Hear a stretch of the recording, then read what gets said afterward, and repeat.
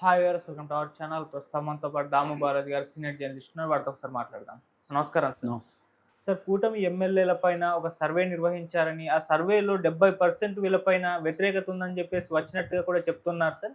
మరి ఏంటి ఆ సర్వే, ఎవరు నిర్వహించారు, ఇంతగా సర్వే ఏం చెప్తుంది? మామూలుగా ప్రతి పొలిటికల్ పార్టీ కూడా అధికారంలో ఉన్నప్పుడు తన ఎమ్మెల్యేలు, ఎంపీల పని విధానం ఎలా ఉంది అనేది సర్వే చేస్తారు.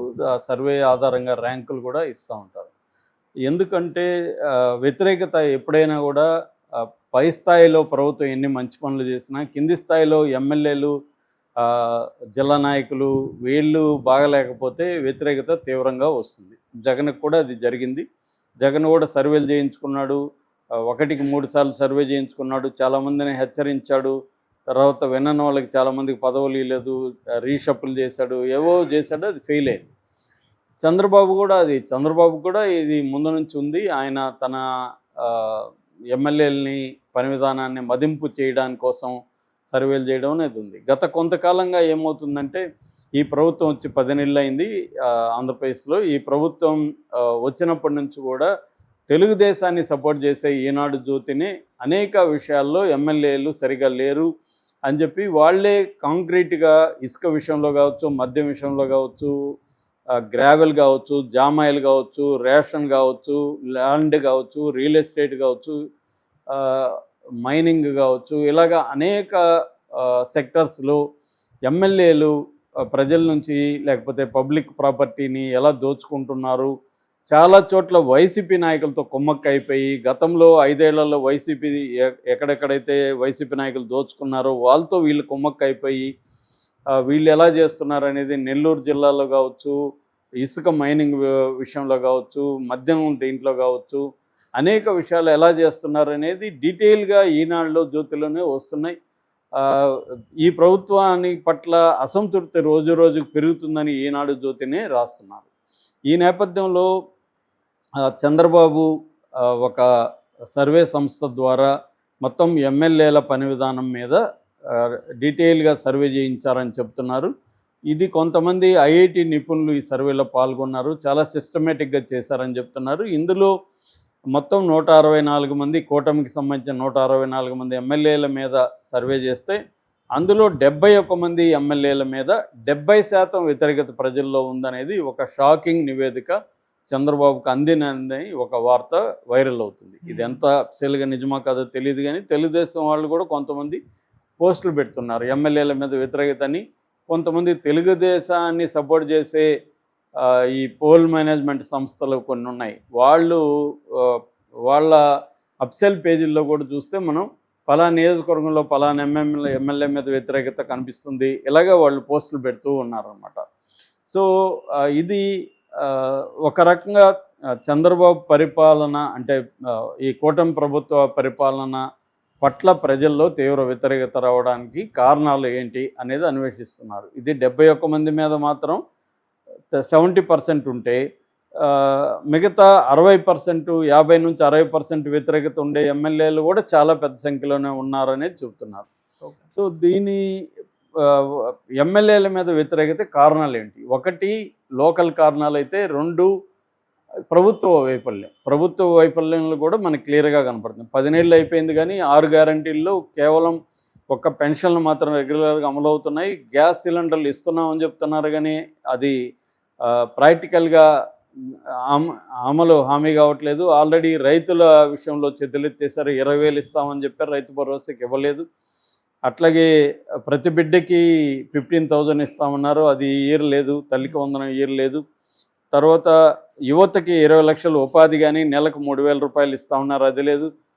ప్రతి 18 నిండిన 7 నిండిన ప్రతి మహిళకి 1,500 నెలకి ఇస్తా ఉన్నారు, అది లేదు.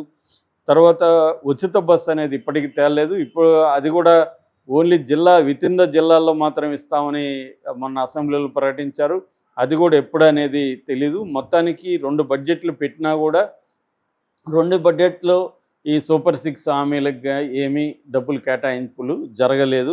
సో ఇవి ఇయర్లు అయితే ఏవి కూడా అమలు కావు అనేది ప్రధానంగా విమర్శ. అట్లాగే గవర్నెన్స్ విషయాలకు వచ్చేసరికి చంద్రబాబుకు మామూలుగా అడ్మినిస్ట్రేషన్ మీద చాలా పట్టు ఉంటుంది. అలాంటిది ఈసారి కంప్లీట్గా వీక్ అయిపోయినట్టు కనబడుతుంది. ఇప్పటికి కూడా జగన్ని గతంలో జగన్తో కుమ్మక్కై తెలుగుదేశం, జనసేన, బీజేపీ నాయకుల్ని అరెస్ట్ చేసిన అధికారులే ఇప్పటికి కూడా చాలా చోట్ల పెత్తనం చెలాయిస్తున్నారు. సీఎంఓలో కూడా వాళ్ళే ఉన్నారు. ఇప్పటికి కూడా జగన్ ముద్రే కనబడుతుంది తప్ప చంద్రబాబు ముద్ర అనేది కనిపించట్లేదు అనేది ఒక ప్రధానమైన విమర్శ. రెండవది, చంద్రబాబు ఎప్పుడూ లేనంత భయంలో బతుకుతున్నాడు. ఇటు పవన్ కళ్యాణ్కి భయపడుతున్నాడు, లోకేష్కి భయపడుతున్నాడు, బీజేపీకి భయపడుతున్నాడు, చివరికి జగన్కి కూడా భయపడే పరిస్థితి వచ్చేసింది చంద్రబాబుకి. ఇంత భయంలో చంద్రబాబు ఉండడం ఎప్పుడు చూడలేదనేది రెండవ ఇది. మూడవ ఆస్పెక్టు, కేంద్ర ప్రభుత్వం దగ్గర నుంచి ఫండ్స్ తీసుకురావడంలో చంద్రబాబు ఫెయిల్యూర్ కనిపిస్తుంది. పోలవరం స్పీడ్గా జరగట్లేదు, అమరావతికి కూడా సరిపోయే ఫండ్స్ రావట్లేదు. ఏదో అప్పులు తీసుకొని నడుపుతున్నారు తప్ప పెద్ద ఎత్తున ఫండ్స్ లేవు. ఇతర విభజన హామీలకు సంబంధించి ఏవి కూడా జరగట్లేదు. మరోపక్క విశాఖ ఉక్కు కర్మాగారం ప్రైవేటైజేషన్ లేదని పైకి చెప్తున్నారు, కానీ గ్రౌండ్ లెవెల్లో అది చేసుకుంటూ వెళ్ళిపోతున్నారు, ప్రైవేటైజేషన్ చేసుకుంటూ వెళ్ళిపోతున్నారు. ఇలాగా ఆల్ ఫ్రంట్స్లో కూడా చంద్రబాబు వైఫల్యం కనిపిస్తుంది అనేది ఇంకొకటి ఏంటంటే, అసలు చంద్రబాబు ఇక్కడ సీఎంగా పేరుకున్నాడు, కానీ సీఎం చంద్రబాబు కాదు, లోకేషే సీఎం. లోకేష్ మనుషులు మొత్తం అన్ని రంగాల్లోకి చొరబడిపోయి వాళ్ళే ఇచ్చేస్తున్నారు. సకల శాఖ మంత్రి లోకేషే. ఒక పవన్ కళ్యాణ్ శాఖల్లో కొన్ని శాఖలు మినహాయిస్తే మిగతా అన్ని శాఖల్లో కూడా లోకేష్ మనుషులే ఉన్నారు అనేది ఒక విమర్శ. ఇవన్నీ కూడా ఎమ్మెల్యేల మీద కూడా పడుతుంది. ఇది ఒక యాంగిల్. ఇవన్నీ కూడా ఏంటంటే మ్యాక్రో లెవెల్ రీజన్స్. మైక్రో లెవెల్లో ఆయా నియోజకవర్గాల్లో ఎమ్మెల్యేల మీద తీవ్ర వ్యతిరేకత వస్తుంది. నేను ఆ మధ్య ఒక నెల్లూరు జిల్లాలో ఒక ఊరికి వెళ్తే, ఆ ఊర్లోకి నేను ఎంటర్ అయినా ఫస్ట్ నాకు చెప్పిన విషయం ఏంటంటే, సార్ మీరు దారిలో వస్తున్నప్పుడు అక్కడ పామ్ ఆయిల్ చెట్లు అవన్నీ ఉన్నాయి కదా సార్, అవన్నీ కొట్టేశారు చూసారా అని అడిగారు. నేను గతంలో పోయినప్పుడు అవన్నీ ఉండేవి, పెద్ద పెద్ద తోపు అంటారు కదా, గార్డెన్, చాలా పెద్ద తోపులు ఉండేవి. అవన్నీ లేవు. నేను అడగకముందే వాళ్ళు చెప్పారు, అది ఎవరు కొట్టేశారో తెలుసా సార్, ఎమ్మెల్యే కొట్టేశారు సార్ అని. అది నిజానికి కోర్టు డిస్ప్యూట్లో ఉంది, అది అగ్రిగోల్డ్ వాళ్ళది. దాన్ని కోర్టు డిస్ప్యూట్లో ఉన్నదాన్ని కొట్టి అమ్ముకున్నాడు ఎమ్మెల్యే అని చెప్తున్నారు. ఇలాగ ప్రతి దగ్గర మదనపల్లిలో వెళ్తే, మదనపల్లిలో ఒక ల్యాండ్ 40 crores ల్యాండ్ ఉంటే అందులో 10 ఎకరాలు పక్కకు తీసి పెట్టమ్మా అని ఎమ్మెల్యే నుంచి కాల్ వచ్చింది. అతను చంద్రబాబు, లోకేష్ అందరి దగ్గర పోయారు, కానీ పని కాల. చివరికి అతను వేరే వాడికి అమ్ముకొని బయటపడ్డాడు. అట్లాగే అనంతపురంలో తెలుగుదేశం కేబుల్ డీలర్ని ఒక అతన్ని అక్కడ ఎమ్మెల్యే వేధించి, ఇతను చంద్రబాబు దగ్గర, మినిస్టర్ల దగ్గర, లోకేష్ దగ్గరికి వెళ్ళినా కూడా అతను వేధింపులు ఆగలేదు. చివరికి ఇక్కడ బీఆర్ఎస్ నాయకుల ద్వారా బెదిరింపులు చేసుకొని దాన్ని సెటిల్ చేసుకున్నారు. అంటే ఈ స్థాయిలో ఎమ్మెల్యేలు లోకేష్ చెప్పినా చంద్రబాబు చెప్పినా వినలేదంటే అర్థం ఏంటి? వాళ్ళు కూడా గట్టిగా చెప్పడం లేదు. ఎందుకు అన్నప్పుడు వినిపించే ఇదేంటంటే, వీళ్ళ దగ్గర 40 ఫండ్ 30 కోట్ల వరకు తీసుకున్నారు. సో దాని తర్వాత ఒక్కొక్క ఎమ్మెల్యే 100 కోట్ల వరకు ఖర్చు పెట్టాడు. సో 100 నుంచి 150 కోట్లు ఒక ఎమ్మెల్యే ఖర్చు పెట్టినప్పుడు ఈ 5 ఏళ్లలో డబ్బులు తినకుండా వాళ్ళు ఏం చేస్తారు? మరి ఆ డబ్బులు రికవర్ చేసుకోవాలి, ప్లస్ నెక్స్ట్ ఎన్నికలకి డబ్బులు రెడీ చేసుకోవాలి కదా. సో ఇది ఎప్పుడు ఒకవేళ ముందస్తు ఎన్నికలు వచ్చినా కూడా రావచ్చు. అందుకని వాళ్ళకి గట్టి పీరియడ్ 3-4 ఏళ్ళ కంటే ఎక్కువ లేదు. 3-4 ఏళ్లలో మ్యాక్సిమం డబ్బులు తినాలి. అందువల్ల ఏ రిసోర్స్ ఉంటే వాళ్ళు. నాకు మొన్న ఎవరో చెప్తున్నారు, సార్ మటన్ కొట్టు దగ్గర స్టార్ట్ చేసి ప్రతి దగ్గర డబ్బులు తింటున్నారని. సో ఎక్కడికి పోయినాం? ఆ మధ్య పుత్తూరుకి వెళ్తే పుత్తూరులో తెలుగుదేశం నాయకుడే చెప్తున్నాడు, మా ఎమ్మెల్యే రోజా కంటే ఎక్కువ తినేస్తుంది సార్ ఇక్కడ అని. సో ఇలాగా ప్రతి చోట ఇదే ఉంది. అంటే ఎమ్మెల్యేల పరిస్థితి ఏంటంటే, మనము ఈ 3-4 ఏళ్లలో మ్యాక్సిమం డబ్బులు సంపాదించడం ఎలా అన్న పరిస్థితిలో ఉన్నారు తప్ప, ప్రజలకి ఇక్కడ ఏం చేయగలం, డెవలప్మెంట్ ఏం చేయగలం, సంక్షేమం ఏం చేయగలం అనేది సెకండరీ అయిపోయింది. రెండోది, 164 మంది ఉండడం వల్ల కూడా అందరినీ కంట్రోల్ చేయడంలో చంద్రబాబు ఫెయిల్యూర్ అవుతున్నాడు అన్న యాంగిల్ ఒకటి ఉంది. ఇంకొక అంశం ఏంటంటే, ఈ ఎమ్మెల్యేలు కావచ్చు, లోకల్ లీడర్ కావచ్చు, వీళ్ళు జగన్ ఒక పక్క చాలా అగ్రెసివ్గా మారుతున్నాడు. జగన్ అగ్రెసివ్ విమర్శలు ఎక్కువ పెట్టాడు. ఆ విమర్శలకు సమాధానంగా కొంతమంది మంత్రులు మాత్రమే, అనిత కావచ్చు, ఇలాంటి వాళ్ళు కొంతమంది మంత్రులు మాత్రమే సమాధానం చెప్తున్నారు తప్ప, మిగతా మంత్రులు కానీ మిగతా రాష్ట్ర స్థాయి నాయకులు కానీ జగన్ మీద తీవ్రంగా కామెంట్లు చేయడం, ప్రెస్ మీట్లు పెట్టడం, అది చేయట్లేదు. ఒకప్పుడు అగ్రెసివ్గా జగన్ మీద లేచే వాళ్ళందరూ కూడా ఇవాళ సైలెంట్గా ఉన్నారు.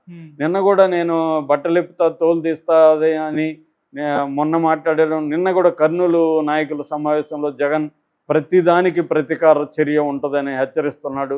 అయినా కూడా అతన్ని తిప్పికొట్టే పని తెలుగుదేశం నాయకులు ఎవరు కూడా చేయలేదన్న విమర్శ తెలుగుదేశం శ్రేణుల నుంచే వస్తుంది. అంటే ఓవరాల్గా ప్రతి ప్రభుత్వం మీద కూడా వ్యతిరేకత అనేది ఇవాళ కామన్. ఇక్కడ కూడా రేవంత్ రెడ్డి ప్రభుత్వం మీద కూడా తీవ్ర వ్యతిరేకత వస్తుందని ఎక్కడ పోయినా చెబుతున్నారు. దీనికి ప్రధాన కారణం ఏంటంటే వీళ్ళు అలివిగాని హామీలు ఇచ్చేయడం. అంతకుముందు జగన్ సంవత్సరానికి 77,000 కోట్ల విలువైన హామీలు ఇస్తేనే జగన్ విపరీతంగా అప్పులు చేసేసాడు అని వీళ్ళే విమర్శించి 13 లక్షల కోట్లు 14 లక్షల కోట్లు అప్పులైపోయిందని విమర్శించింది ఎవరు? తెలుగుదేశం వాళ్ళే. మరి అలాంటప్పుడు అన్ని లక్షలు అప్పు ఉంటే చంద్రబాబు ప్రభుత్వం లేకపోతే వాళ్ళ కూటమి ఎలాగా 1,30,000 కోట్ల విలువైన, అంటే ఆల్మోస్ట్ డబుల్ జగన్ ఇచ్చిన హామీల కంటే డబుల్ హామీలు ఎలా ఇచ్చారు వీళ్ళు? అప్పుడేదో ఇచ్చాను ఇప్పుడు నాకు అర్థం కావట్లేదని చంద్రబాబు ప్రతిసారి మాట్లాడుతాను. నేను ఇవ్వలేను, ఖజానాలో డబ్బులు లేవు అని మాట్లాడుతాను. రేవంత్ రెడ్డి కూడా నాకు తెలియదు ఇట్లా ఉంటుందని ఈయన మాట్లాడుతాను. ఇవన్నీ ఎస్కేప్ అయ్యే ఇది. దీనివల్ల ప్రజల్లో క్లియర్గా వ్యతిరేకత వస్తుంది. ఆ మధ్య ఒక సర్వే చేసిన అతనే ఫేస్బుక్లో ఒక పోస్ట్ పెట్టాడు. అదేంటంటే 6 గ్యారంటీల పట్ల ప్రజలు తీవ్ర వ్యతిరేకత ఉన్నారు, అమలు కావట్లేదు, లోకల్గా డబ్బులు అనేవి సర్క్యులేట్ అవ్వట్లేదు, అందువల్ల జిఎస్టీ కూడా ఫస్ట్ టైం ఈ మధ్యకాలంలో మైనస్లోకి వెళ్ళింది, సో సంపద సృష్టి అనేది జరగట్లేదు, 6 గ్యారంటీల హామీలు నెరవేరట్లేదు, ఎమ్మెల్యేలు ఎక్కడికక్కడ లోకల్ వనరులను తీవ్రంగా తినేస్తున్నారు, ఈ తెలుగుదేశం శ్రేణులు కూడా అసంతృప్తిగా ఉన్నాయి, జగన్ని గట్టిగా ఎదుర్కొనే పరిస్థితి లేదు, ఇటువంటి అనేక యాంగిల్స్ నుంచి ఈ ప్రభుత్వానికి వ్యతిరేకత ఉన్నట్టు కనబడుతుంది. కాకపోతే ఇదేమీ డేంజరస్ కాదు, ఎందుకంటే 10 నెలలే అయింది. 10 నెలల్లో వ్యతిరేకతని మళ్ళీ పాజిటివ్గా మార్చుకోవడం చంద్రబాబుకి చేతన అవుతుంది. పైగా మోడీ ప్రభుత్వం చంద్రబాబుకి ఫైనల్గా అనుకూలంగా ఉండాల్సిన పరిస్థితి అయితే మోడీకి ఉంది. అందుకనే మొన్న వక్ఫ్ బిల్లు లాంటి దానికి కూడా చంద్రబాబు మద్దతు ఇచ్చాడంటే ఖచ్చితంగా మోడీ నుంచి కొన్ని హామీలు తీసుకునే ఇచ్చుంటాడు, ఆయన ఊరికైతే ఇచ్చున్నాడు అనేది ఎక్కువ మంది చెప్తున్నారు. ఈ యాంగిల్లో చంద్రబాబు కూడా టైమింగ్